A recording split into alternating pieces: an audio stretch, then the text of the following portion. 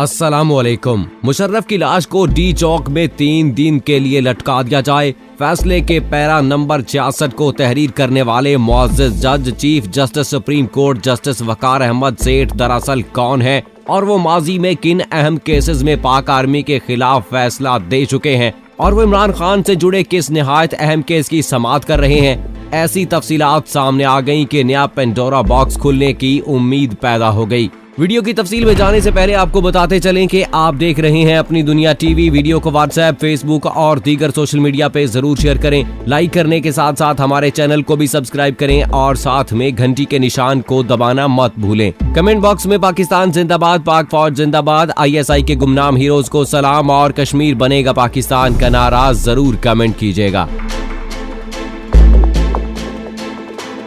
दोस्तों, साबिक सदर जनरल रिटायर्ड परवेज मुशर्रफ के खिलाफ संगीन गद्दारी केस का तफसीली फैसला लिखने वाले खसूसी अदालत के जज वकार अहमद सेठ के खिलाफ वफाकी हुकूमत ने सुप्रीम जुडिशल काउंसिल में रेफरेंस दायर करने का फैसला किया है। जस्टिस वकार अहमद सेठ ने मुशर्रफ को फांसी देने का मुख्तसर फैसला 17 दिसंबर को सुनाया और जुमेरात को केस का तफसीली फैसला भी सामने आ गया। तफसीली फैसले में कई नुकात इंतहाई अहमियत के हामिल है, लेकिन एक पैराग्राफ पर हुकूमत और फौज ने शदीद रद्द अमल दिखाया है। इस फैसले की बुनियाद पर वफाकी वजीर कानून फरोग नसीम, वजीर आजम के मावन खसूसी बराए एहतसाब बैरिस्टर शहजाद अकबर और मावन खसूसी बराए इत्तलात डॉक्टर फिरदौस आशिक अवान ने इनके साख और जहनी कैफियत पर भी सवाल उठाए। इस्लामाबाद की स्पेशल कोर्ट ने जिस वक्त से साबका फौजी सिपहसालार परवेज मुशर्रफ को सजाए मौत सुनाई है, इस लम्हे से पाकिस्तान में हर इज़्तिराब की फिजा है और साथ ही अफवाहों का बाजार भी गर्म है। लेकिन जब तफसीली फैसला आया तो इस फैसले के पैरा नंबर 66 में मुअज़्ज़ज़ बेंच के एक रुकन chief justice Peshawar high court justice Waqar Ahmad Seth ने तहरीर किया कि मुजरम परवेज मुशर्रफ को वापस लाकर तख्ता-ए-दार पर चढ़ा दिया जाएगा।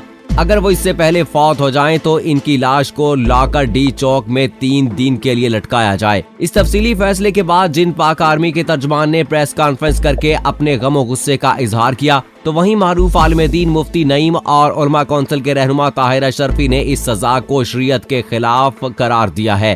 तो वहीं दूसरी जानिब चंद हलकों की जानिब से मुअज़्ज़ज़ जज जस्टिस वकार अहमद के ज़हनी मुआयने का मुतालिया किया गया और हुकूमत ने भी इस फैसले के बाद मुअज़्ज़ज़ जज साहब के खिलाफ जुडिशल काउंसिल में रेफरेंस दायर करने का मुतालबा किया है।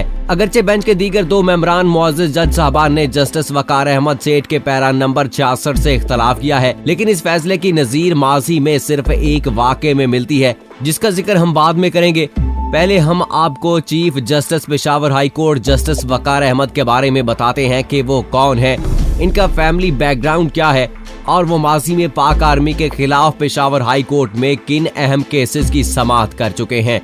दोस्तों, जस्टिस वकार का ताल्लुक खैबर पख्तूनख्वा के जिला डेरा इस्माइल खान से है। उन्होंने 1977 में कैंट पब्लिक स्कूल पेशावर से मैट्रिक जबकि हायर सेकेंडरी तालीम FG inter college for boys से हासिल की।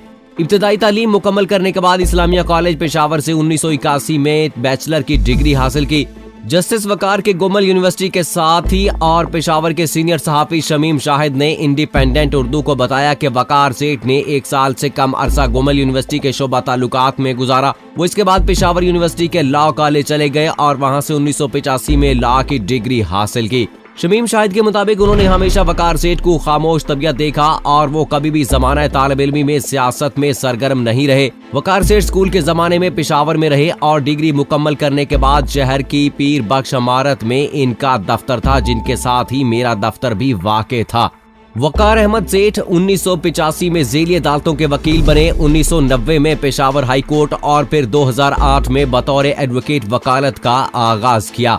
पेशावर हाई कोर्ट की वेबसाइट पर जस्टिस वकार सेठ की दर्ज प्रोफाइल में लिखा गया है कि वो 2011 में बेंच के एडिशनल जज बने और पेशावर हाई कोर्ट में बैंकिंग जज की हैसियत से फराइज सर अंजाम दे चुके हैं। इसके बाद पेशावर हाई कोर्ट की कंपनी जज बन गए और जुडिशरी सर्विस ट्रिब्यूनल के रुकन की हैसियत से भी काम किया। आजकल वो पेशावर हाई कोर्ट के चीफ जस्टिस हैं और मुशर्रफ केस में स्पेशल कोर्ट के जज थे।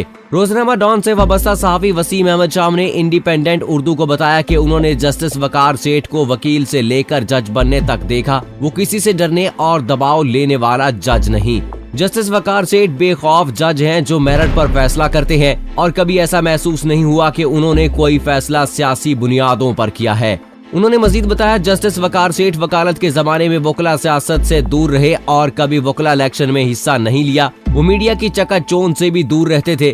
जस्टिस वकार सेठ के अहम तरीन फैसलों में नुमाया फैसला 2018 का फौजी अदालतों से सजाए मौत पाने वाले 74 मुबैना दहशत गर्दों की सजाएं मुअत्तल करने का फैसला है।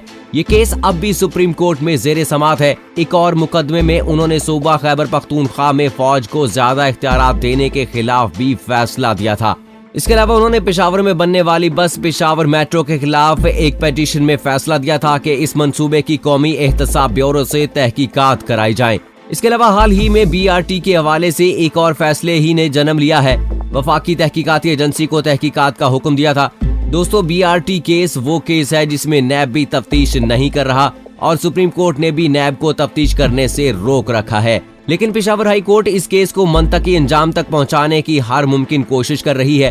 इस केस की अहमियत इसलिए ज्यादा है कि इस केस में वफाकी वजीर दिफा और साबिक वजीर आज़म इमरान खान के दस्ते रास्त परवेज खट्टक पर करप्शन के इल्जामात हैं और अगर पेशावर हाई कोर्ट परवेज खट्टक के खिलाफ कोई फैसला देती है तो यकीनी तौर पर इससे इमरान खान की हुकूमत हिलकर रह जाएगी, क्योंकि इस हुकूमत पर ये करप्शन का बराह रास्त पहला केस होगा। अब बात करते हैं आखिरी लाश को लटकाने वाला फैसला कहां से आया। साबिक सदर जनरल रिटायर्ड परवेज मुशर्रफ के खिलाफ जुमेरात को जारी होने वाले खसूसी अदालत के तफसीली फैसले का एक पैराग्राफ खास तौर पर बहस का मौजू बन गया है और सोशल मीडिया पर इस बारे में तुंदो तेज बहस जारी है। तफसीली फैसले में शिक नंबर 66 में लिखा है, हम कानून नाफिज करने वाले इदारों को हुक्म देते हैं कि वो मफरूर मुजरम को गिरफ्तार करने की भरपूर कोशिश करें और यकीनी बनाएं कि उन्हें कानून के मुताबिक सजा दी जाए और अगर वो मुर्दा पाए जाएं तो इनकी लाश को इस्लामाबाद के D चौक तक घसीटा जाए और 3 दिनों तक लटकाया जाए। काबिले गौर बात यह है कि ये पैरा सिर्फ जस्टिस वकार अहमद सेठ के फैसले में है, जिससे बेंच के बाकी 2 जजों ने इत्तफाक नहीं किया। जस्टिस शाहिद करीम बकिया तमाम फैसले से इत्तफाक करते हैं, लेकिन उन्होंने इस चीज की मुखालफत की है, जबकि जस्टिस नजर अकबर ने पूरे फैसले से इख्तलाफ किया है। जस्टिस शाहिद लिखते हैं, मैंने खसूसी अदालत के सदर के फैसले का मुसवदा पढ़ा है और मैं इसके नताइज और सजा से इत्तफाक करता हूँ। इसका मतलब ये हुआ कि पैरा नंबर 66 अकलियती हुक्म है और इस सिर्फ एक जज की हमायत हासिल है, 2 जज इसके खिलाफ हैं। पैरा नंबर 66 से अगले पेपर 67 में वजाहत की गई है कि फैसले का ये हिस्सा और सजा पर नफाज के इस तरीके का कहीं भी जिक्र नहीं। दुनिया भर की जदीद कानून में वाक़ई इस किस्म के सजा की कोई मिसाल मौजूद नहीं, लेकिन अगर तारीख के सफ़ात पर नजर दौड़ाई जाए तो इसकी एक मिसाल नजर आती है। 17वीं सदी में बरतानिया में एक आमर गुजरा है जिसका नाम ओलिवर क्रामवेल था। क्रामवेल ने 1653 में बरतानिया की हुकूमत पर बजोर ताकत कब्जा करके अपनी पार्लिमान को तहलील कर दिया था। इससे चंद साल पहले वो बरतानिया के बादशाह चार्ल्स ओवल को फांसी दिलवाने वालों में पेश थे। सन 1658 में क्रामवेल मलेरिया का शिकार होकर फौत हो गए और उन्हें कौमी एजाज के साथ वेस्टमिनिस्टर AP के शाही कब्रिस्तान में दफनाया गया। लेकिन अगले 2 बरस के अंदर अंदर चार्ल्स अव्वल का बेटा चार्ल्स दोम ने तख्त पर कब्जा कर लिया।